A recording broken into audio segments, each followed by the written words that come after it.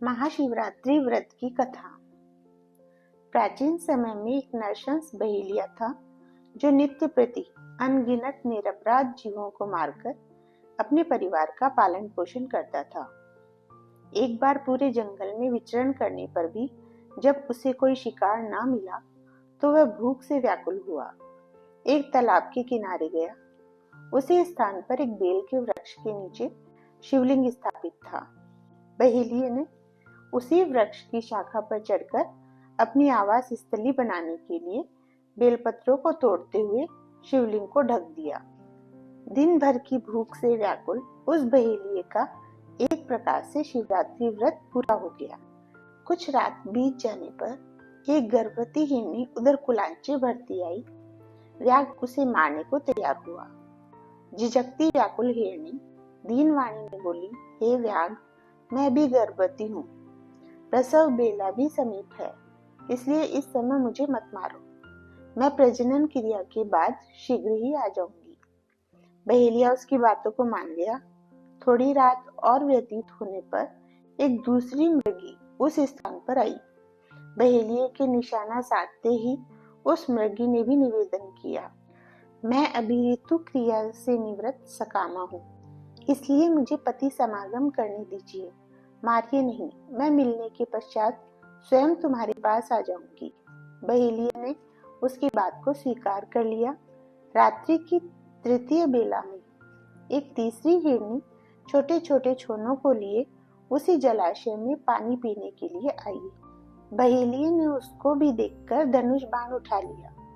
तब वह हिरनी कातर स्वर में बोली, हे व्याघ, मैं इन छोरों को हिरण के संरक्षण में कराऊं तो तब तुम मुझे मार डालना। बहेलिये ने दीन वचनों से प्रभावित होकर उसे भी छोड़ दिया।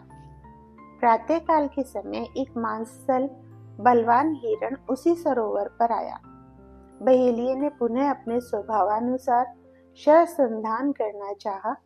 यह क्रिया देखते ही हिरण व्याघ से प्रार्थना करने लगा, हे व्याघराज, मुझसे पूर्व आने वाली 3 हिरनियों को तुमने मारा हो तो मुझे भी मारिए, अन्यथा अगर वे तुम्हारे द्वारा छोड़ दी गई हो तो मुझे मिलकर आने पर मारना, मैं भी उनका सहचर हूँ।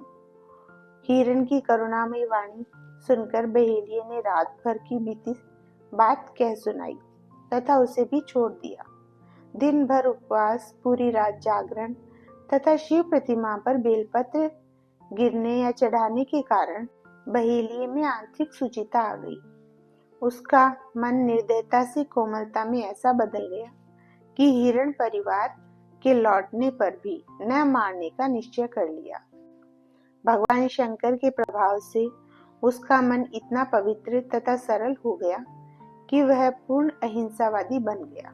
उधर हिरनियों से मिलने के पश्चात हिरण ने बहेलिये के पास आकर अपनी सत्यवादिता का परिचय दिया। उनके सत्याग्रह से प्रभावित होकर व्याघ अहिंसा परमो धर्म का पुजारी हो गया। उसकी आंखों से आंसू छलक आई तथा पूर्वकृत कर्मों पर पश्चाताप करने लगा। इस पर स्वर्गलोक से देवताओं ने व्याघ की सराहना की तथा भगवान शंकर ने 2 पुष्पक विमान भेजकर बहेलिये तथा मृग परिवार को शिवलोक का अधिकारी बनाया। ओम नमः शिवाय, ओम नमः शिवाय।